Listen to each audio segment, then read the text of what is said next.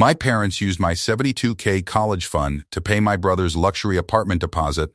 Then Mom said, "Education is wasted on a son like you." I packed my old backpack and left. 4 years later, the university dean called Dad during dinner. "You don't know who paid his tuition?" "My name is Joel, and at 28 I work as a financial aid administrator at Caldwell University in Fort Wayne, Indiana. I have been there 3 years, in a gray carpeted office on the second floor of the enrollment building, with a window that looks out at the quad and a job that requires me to read every day the gap between what families tell us they have and what is actually there. I am good at reading that gap. I have been practicing since I was 18. That is not a coincidence. My parents have lived in Brookhaven, Indiana, in the same split level on Deering Road, since before I was born. My father, Vincent, is 60 years old and has run Callaway Hardware on Main Street for 27 years. My mother, Elaine, spent 15 years as an office manager at an insurance firm, and when she left that job at 52, she brought the same organizational logic home with her. Every resource tracked, every allocation justified, and every decision already made before anyone else sat down. My brother Stefan is 31, 3 years older than me, and has been the center of my parents' financial planning since I can remember. Not because he asked for it, because my mother decided, somewhere in his early adolescence, that Stefan had a businessman's mind, and that investing in him was the same as investing in the family's future. She tracked his returns the way my father tracked inventory, closely, with optimism about numbers that had not arrived yet. I was the other son, the one who read books and won things at school that did not have dollar signs attached to them. My mother was not cruel about it, exactly. She just did not know what to do with it. Winning the state science fair at 14 produced a handshake from her and a gift card for $25 to the bookstore. When Stefan negotiated his first bulk purchase deal for the hardware store at 19. She took him to the nicest restaurant in town and ordered champagne. I still have the gift card. I never used it. It sat in the top drawer of my childhood dresser for 2 years before I realized I had been keeping it for reasons I could not name. The specific incident that told me everything I needed to know happened in 8th grade. Not the worst thing, just the most clarifying. I had made it to the Indiana State Science and Engineering Fair in Indianapolis. 7th grade, I placed 3rd. 8th grade, I won. Not 3rd. First, out of 412 student entries from every county in the state. The project was on water filtration efficiency using household-level sand and gravel filtration systems, and the judge, a water quality engineer from Purdue, told me afterward that my methodology was cleaner than projects he had seen from high school seniors. The fair ran 3 days. My father did not come to any of them. He had taken Stefan to a 3-day business supply expo in Chicago that same weekend, because Stefan's friend's father had a booth there and Stefan thought there might be a supplier connection worth exploring. Stefan was 15. My father thought the expo would teach him something about the way business actually operated at scale. He told me about the trip 2 weeks before the fair, not apologetically, not as a choice he was explaining, just as information. The way you tell someone the weather forecast. My mother came on Saturday, the last day, for about 20 minutes, long enough to see the blue ribbon on my display table and take one photograph on her phone. Then she said she had to pick up dry cleaning before they closed, and she hugged me and left. In the photograph, her hand is on my shoulder, but she is already half turned toward the exit door. I sat at the display table for another hour after she left, because the award ceremony had not concluded yet and we were asked to remain. The judge came back during that hour with a colleague from a different department and pointed at my project again and said something to the colleague in a low voice. I did not hear what he said. I saw them both nod at something on the data sheet. I took the bus home with the ribbon in my backpack. The next Sunday, my father told the story at dinner about Stefan's supplier meeting in Chicago. How Stefan had talked his way into a price negotiation with a vendor 3 times his age and walked away with an agreement that could save the store $400 a year in material costs. My father was proud of that number. He told it twice, and then my uncle, who was there for dinner that night, asked Stefan to tell the part about the handshake again. I ate my dinner. I did not mention the blue ribbon, which was upstairs in my room leaning against my lamp. Neither did my mother. Neither did anyone else at that table. The ribbon is still somewhere in a box in my parents' garage. I have not asked for it back. I want to tell you about the college fund, because the college fund was real, and I believed in it. My parents opened it when I was 6. A 529 education savings account in my name through their bank in town. My grandfather on my mother's side contributed every birthday and Christmas from the time I was 6 until he passed away when I was 13.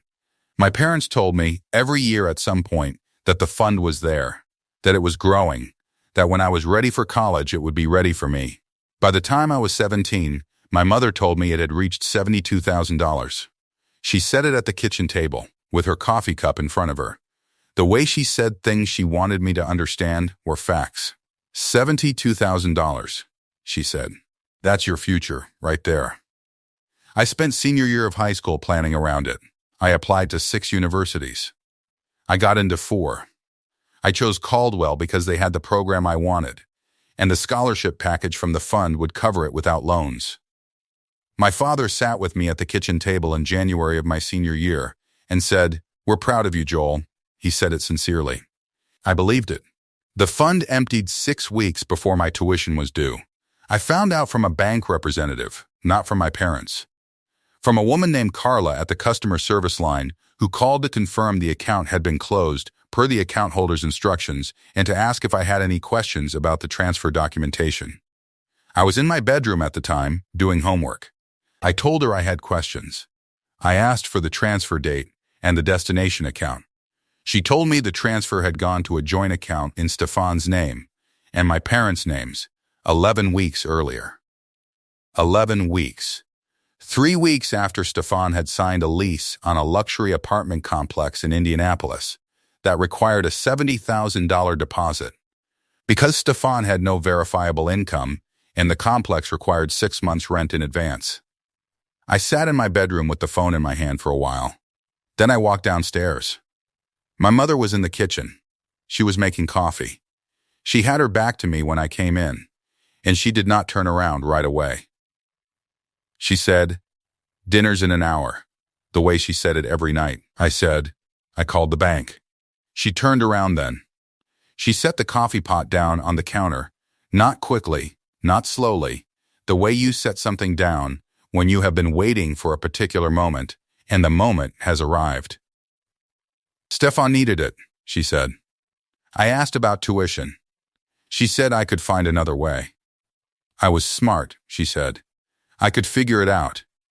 I asked why no one had told me. She picked up her coffee cup and looked at me over the rim of it. "Because you would have made it difficult," she said. "You always make things difficult, Joel." I stood there for a moment. Then she said it. The line I have turned over in my head for 4 years, not because it destroyed me, but because it told me, finally and completely, what I had been trying to understand since the state science fair and the kitchen table and the $25 bookstore gift card. "Education is wasted on a son like you," she said. "You read and you study and you win things, and then what?" "Stefan understands how money actually works," she said it calmly. The way she said anything she had already decided was true.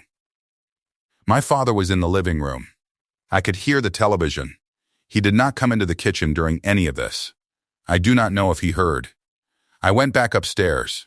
My blue backpack was on the closet shelf, the old one from middle school, faded on one shoulder from being carried a certain way for years. I took it down and I put in it 2 changes of clothes. My laptop, my charger, my journal from the past year, the savings account card with $43 in it, and the acceptance letter from Caldwell University, which I folded and put in the front zipper pocket. I came back downstairs. My mother was still in the kitchen. My father had turned the television down. I did not say anything to either of them. I opened the front door and I left. Landon Pierce was my friend from the robotics club at Brookhaven High, And when I called him at 9:30 that night from the sidewalk 2 blocks from the house, he picked up on the second ring. He was 25 minutes away. He said, "Stay where you are." He came. I stood on the sidewalk under a streetlight with my backpack on both shoulders, the way I had carried it in middle school, and waited. The street was quiet. A dog was barking somewhere 3 houses down. Someone across the street had their television visible through the window, blue light moving. I looked at it for a while. Landon's mother's Civic pulled up, and I got in the back seat. And he looked at me in the rearview mirror once and did not say anything. He drove us toward Fort Wayne, and at some point past the highway entrance I realized I had not eaten dinner, because I had come downstairs before dinner was done, and I thought about that for a moment and then thought about something else. He pulled into his mother's driveway, and we went in the side door. His mother, a woman named Bev, who I had met at robotics tournaments, was in the living room watching television. She looked up when we came in. She looked at my backpack and at my face, and she said, "There's ham in the refrigerator. Bread's on the counter." Then she looked back at the television. Landon made me a sandwich at the kitchen counter. He set it in front of me at the table and sat across from me and said, "You staying a couple days?" I said, "If that's okay." He said, "The couch pulls out." He went to get the bedding. I ate the sandwich. It was the first quiet I had felt since the phone call with Carla from the bank. The refrigerator hummed. The television from the living room was low enough to be ambient. When Landon came back, I told him what had happened. Not all of it. The shape of it, the fund, the apartment deposit, what my mother said. He listened without interrupting, which is one of the things I have always valued about Landon, the way he listens without filling the space. When I finished, he said, "What do you need tomorrow?" I said, "Internet." He said, "You've got it." He went to bed. I spent the next 4 hours on the floor with the laptop, applying for emergency financial aid at the community college in Fort Wayne, starting 3 scholarship applications that were still open for the fall cycle, and looking up the financial aid office at Caldwell University, which I had already been accepted to, and which had, until 2 hours ago, been funded. I submitted all 3 scholarship applications before 2 in the morning. Then I closed the laptop and lay in the dark on Landon's living room floor and looked at the ceiling and thought about absolutely nothing for a very long time. The next day I applied for 2 jobs. I was hired at both, a coffee shop that opened at 5 in the morning and an evening data entry position at a logistics company 3 nights a week. I did not call my parents. My parents did not call me. The community college took me. I was working 32 hours a week, taking 15 credit hours a semester, sleeping 6 hours a night, and sometimes less. And doing all of it the way you do things when there is no net, carefully, because falling was not a theoretical consequence. I learned very quickly which of those 3 activities could be slightly reduced, and which could not. Sleep could. Everything else was load-bearing. There was a period in October of that first semester when I had $40 and 8 days until my next paycheck, and the coffee shop had cut my hours for a week because of a slow season they had not anticipated. I ate oatmeal every morning and rice and whatever was on sale every night for 8 days. I did not miss a class. I turned in every assignment. I got an A on the midterm for my statistics course, which was the hardest course I was taking that semester, and I sat in the campus library afterward and did not go home for an hour because I needed to sit somewhere warm that was not the apartment, which I shared with 2 other people and where the heat was unreliable. That is not a complaint. That is what it looked like.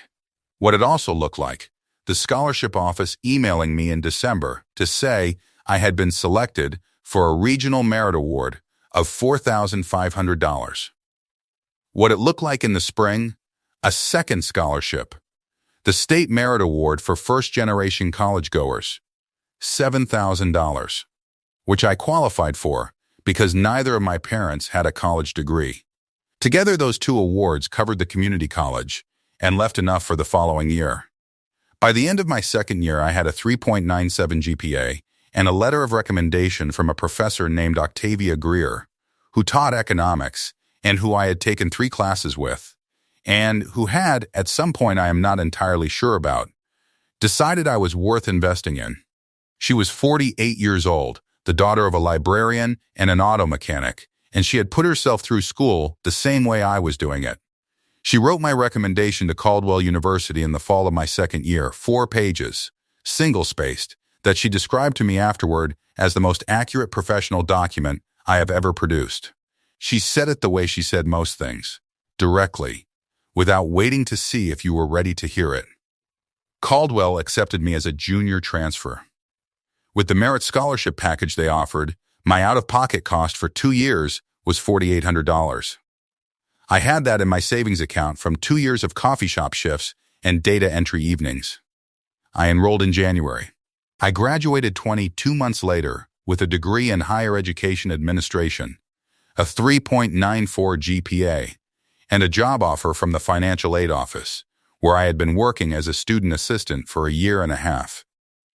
Dean Whitmore personally congratulated me at graduation. I had met him twice before that day. He shook my hand and said, "We are glad you found us." I did not tell my parents any of this.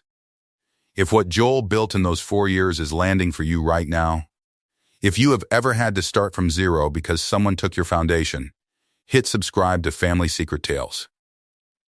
Because we are not done. The dean's phone call is still coming. Working in financial aid means spending a lot of time with records that families would prefer stayed private. FAFSA documentation, expected family contribution calculations, declared assets, declared income, declared educational savings accounts. My colleague Helen Quist is 52 years old and has been in the financial aid office at Caldwell for 19 years. She processes files the way I do, carefully, with attention to the specific kind of discrepancy that appears when a family's declared assets do not match what the student's actual financial picture shows. She once told me, when I was new to the office, that her job was not to judge families, but to make sure the federal system was not making decisions based on incorrect information. She said it matter-of-factly, the way she said most things. In October of my second year on staff, she appeared at my office doorway with a file folder. She set it on the corner of my desk and stood there without sitting. She said, "I need you to look at this." I looked. It was a FAFSA file from 4 years earlier. The name on the file was Joel Calloway. Brookhaven, Indiana, the expected family contribution calculation included a line item for a 529 education savings account, declared value $72,000, in the student's name. The financial aid office at the time had used that declared asset in the calculation, which reduced the student's demonstrated financial need, which reduced the aid package offered. The student had not enrolled. When students do not enroll and then reappear on staff records years later, the file gets flagged for a routine administrative review. That is how Helen found it. She said, in her even voice, when a student does not enroll and then turns up on staff 4 years later, it flags for administrative review. She paused. The file shows a declared asset that your enrolled record suggests was not present. That is a FAFSA misrepresentation concern. If the asset was declared and not actually available, it affected the federal aid eligibility calculation. She set her hand flat on top of the file, not dramatically, just resting it there. "I'm coming to you first," she said, "because you work here. If someone reported this formally, the review process would involve your family's financial records from that period. I wanted you to know what the file showed before I took any next steps." I looked at the file. My name on the tab, in the font the office used in 2018. The declared asset line, $72,000, in the family contribution section. I said, "Give me a week." She picked up the file and nodded and walked back to her desk. She did not mention it again that day. I spent the next week pulling everything I had documented since the phone call with Carla from the bank 4 years earlier. The PDF records of the fund transfer I had saved on my laptop. The acceptance letter from Caldwell, dated before the transfer. My community college transcripts. Every scholarship award letter, organized by year.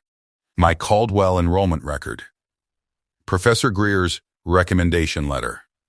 All of it, in a folder, organized the way I organize case files in my own work, chronologically, with a cover sheet summarizing the timeline. I gave the folder to Helen on a Friday afternoon. She sat with it for an hour, reading through it in the quiet way she reads everything. And then she looked up and said, "I'll take this to the dean's office on Monday." I said, "Okay," she said, "Joel." She waited until I looked at her. This was correctly documented. I said thank you and went back to my desk. The dean's office review took 3 months. The institutional finding, a false asset declaration, had been used in my original financial aid calculation, which had artificially reduced my need-based eligibility.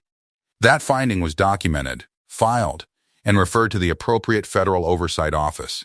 Separately, the alumni office nominated me that same year for the Distinguished Young Alumnus Award. The alumni office tracks graduates with notable professional trajectories. I did not know about the nomination until a certificate arrived in my campus mailbox with a brief note from the dean's assistant asking me to confirm my home address for the formal invitation. I confirmed the address. I did not tell my parents I had been nominated for anything.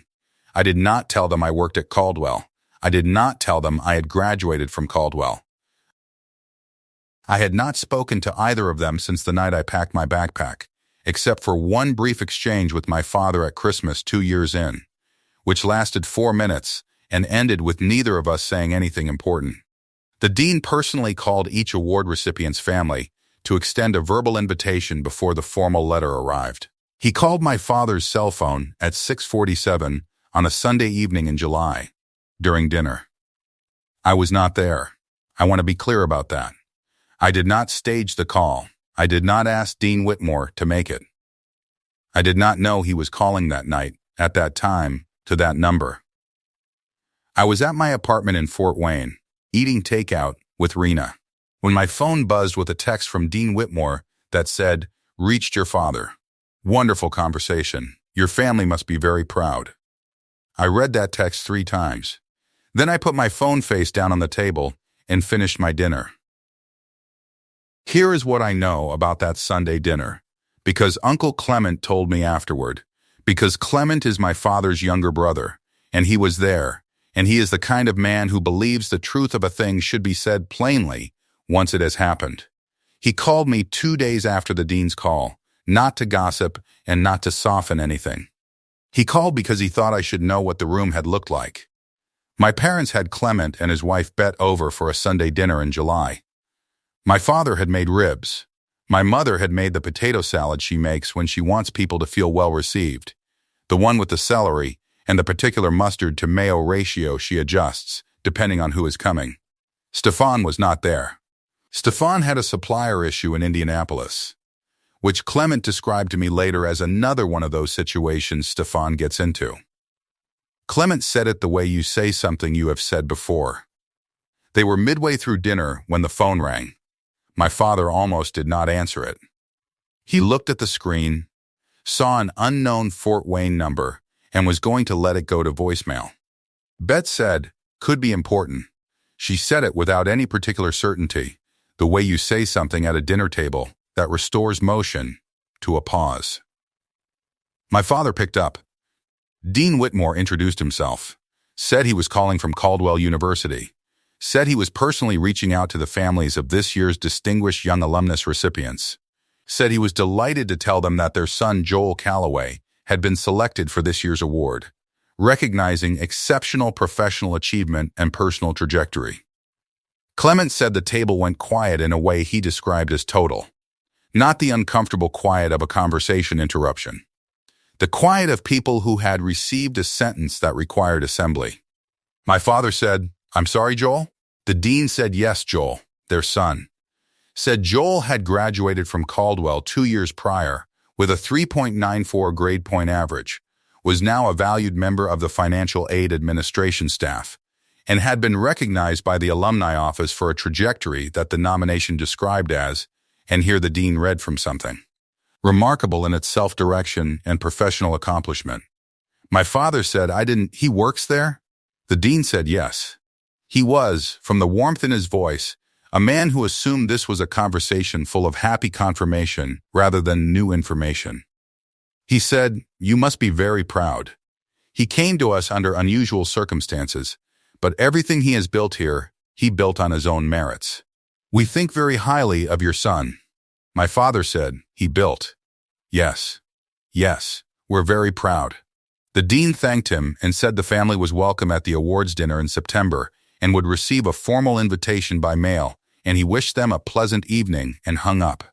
Clement said the silence that followed lasted long enough for him to put his fork down and pick up his water glass and set it back down again. Bet was looking at the center of the table. My mother had not moved. She was looking at the wood of the table, not at her plate, not at anyone, at the table itself. The way you look at a surface when you are doing a calculation that is not going the way you expected. My father set his phone down in the center of the table, face up, as if it needed to be visible. He said, slowly, to the air above the table rather than to anyone sitting at it, he graduated from Caldwell. No one said anything. Bet, Clement said, pressed her lips together the way she does when she is being careful not to say the first thing that comes to her. She looked at her plate. She did not pick her fork back up. My mother said, "Finally, he didn't tell us." Clement said her voice was quiet, not wounded exactly, more like the voice of someone looking at a map and realizing the road they thought went east had been going north the entire time. Then she said, still quietly, to no one in particular, "How did he pay for it?" No one at that table had an answer. Clement said the ribs were still on the table, and the potato salad. And the conversation did not restart easily after that. They finished dinner slowly, with the particular effort of 4 people who are all thinking about the same thing and have agreed, without saying so, not to say it out loud yet. My father called me that night at 9:14. I let it ring. He called again at 9:22. I looked at the phone for a moment. Then I picked up. He said, "Joel," I said, "Dad." He said, "The dean called." I said, "I know." A pause, long enough that I could hear him breathing on the other end, the particular sound of someone constructing their next sentence carefully. He said, "We didn't know you graduated." I said, "No." Another pause. "We thought you," he stopped. "Your mother and I thought you had. We didn't know where you went." I said, "I know that too."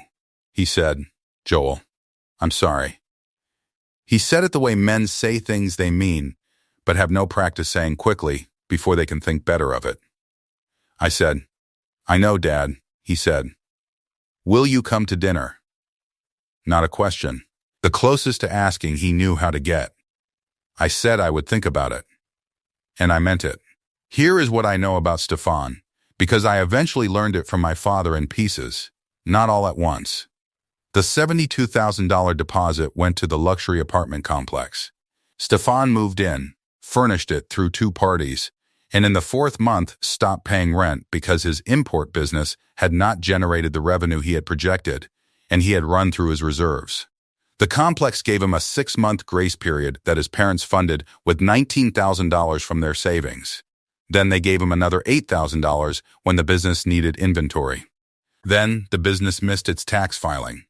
Then the business missed it again. By the time I graduated from Caldwell, Stefan's import business had a total lifetime revenue of approximately $34,000 against expenses of $91,000, most of which had come from my parents' accounts in one form or another. The apartment lease was not renewed. Stefan had moved back to Deering Road. My mother had spent 4 years telling herself that Stefan's situation was temporary, that this was the difficult phase before the success, that the investment was still alive, just waiting for the right moment to perform. The dean's phone call was the moment the arithmetic changed on her. The $72,000 was not an investment in a son who understood how money worked. It had paid for 4 months in an apartment and the slow unraveling of a business that was never what Stefan said it was. Meanwhile, the son she said education was wasted on had put himself through 2 institutions, earned a merit scholarship, graduated with honors, and was now the youngest staff member in the financial aid office at the university, whose money she had declined on his behalf. She had not made a practical decision. She had made a preferential one. The dean's call was the moment she had to sit at her own dinner table and understand the difference.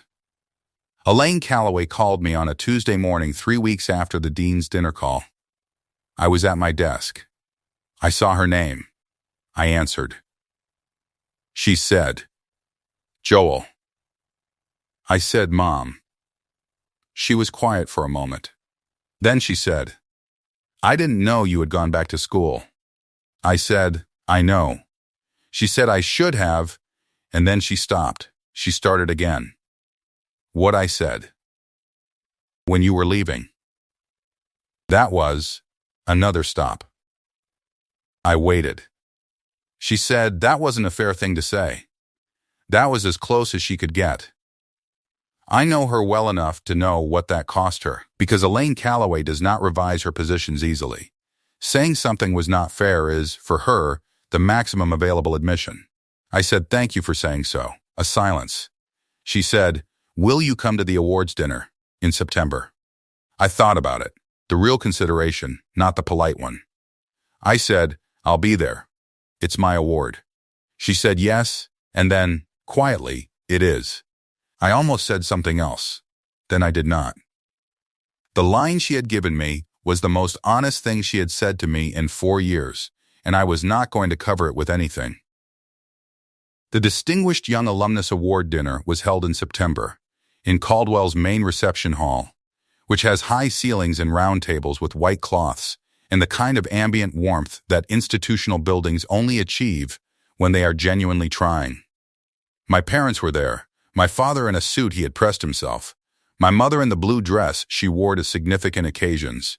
They arrived before I did, and were seated at the table the alumni office had designated for my guests. When I walked in, my father stood up immediately. He crossed the room and held out his hand, and then, instead of shaking it, he put both arms around me and held on for a moment. He is not a man who does that. He has never done that.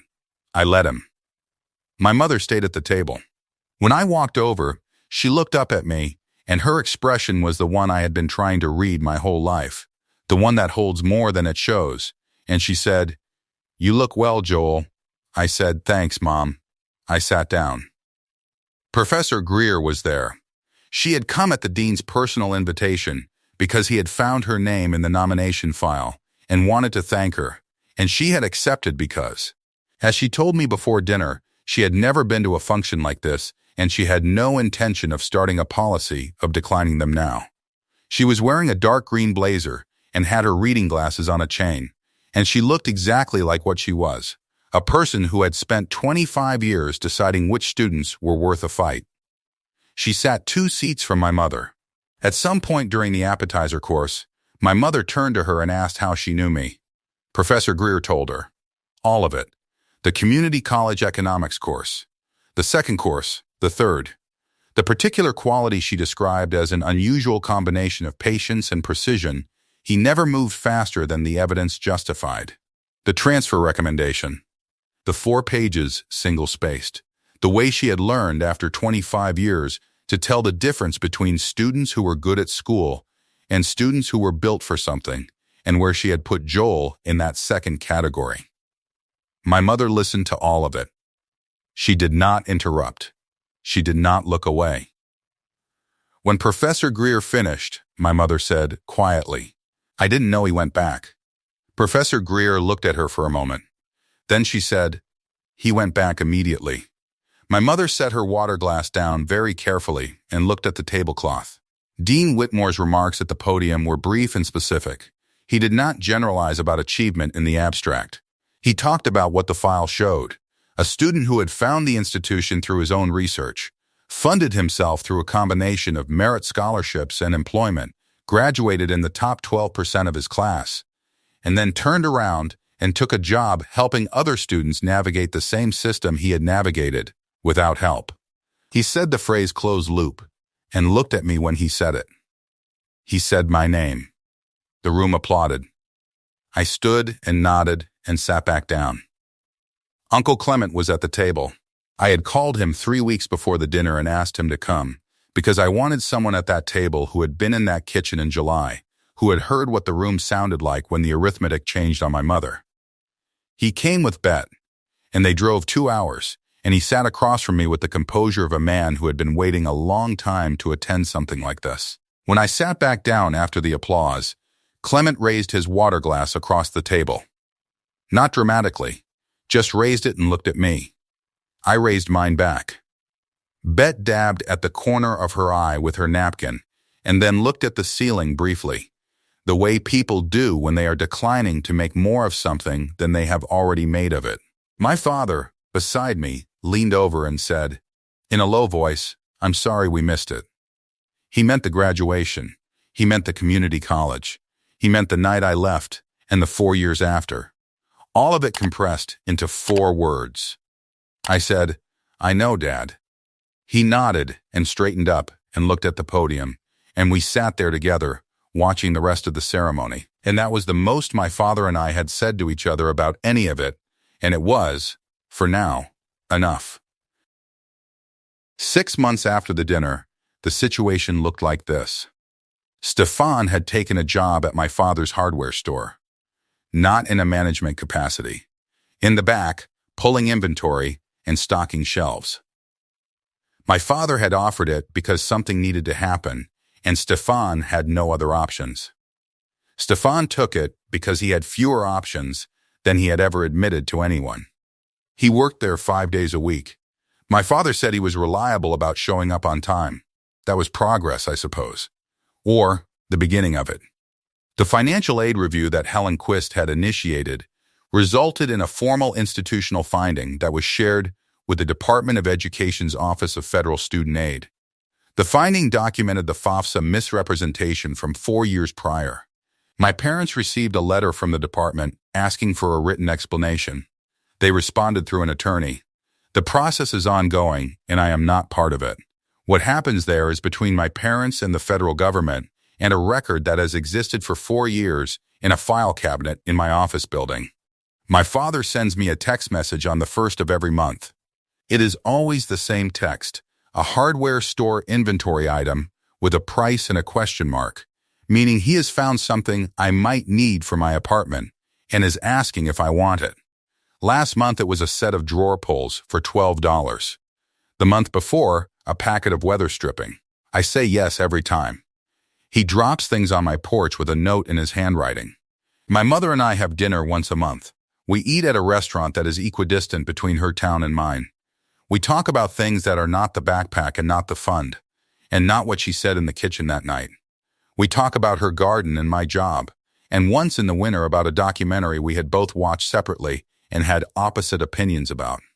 She laughed at the point where I disagreed with her. I had not heard her laugh like that in a long time. It is not repaired. I do not think it will be completely. Some structures, once they have shifted under the weight they were not built to carry, do not return to their original alignment. They become different structures. They can still hold things, but the load bearing has changed. What I know is that I go to dinner and I come home. There is a blue backpack on the top shelf of my closet in my apartment on Alderton Avenue in Fort Wayne. It is the same one I packed at 18, with 2 changes of clothes and $43, and the acceptance letter from a university that did not yet know they were getting me 4 years early. It sits up there behind a box of winter gear I keep meaning to organize. The shoulder strap is faded on the left side from being carried a certain way for 2 years of middle school. One of the zipper pulls broke at some point, and I replaced it with a twist tie. And the twist tie is still there, oxidized now, silver gone gray. I do not need it for anything. I have better bags. I keep it because it is the one thing from before that did not ask anything of me. My mother said education was wasted on a son like me. She was measuring in the wrong unit. She was counting money when the thing that was growing was not money at all. It grew anyway. Some things do not require permission. If this one found you tonight, if you have ever built something in a room where no one thought you were building, leave a comment below. We read all of them. Subscribe to Family Secret Tales for a new story every week. We will see you in the next one.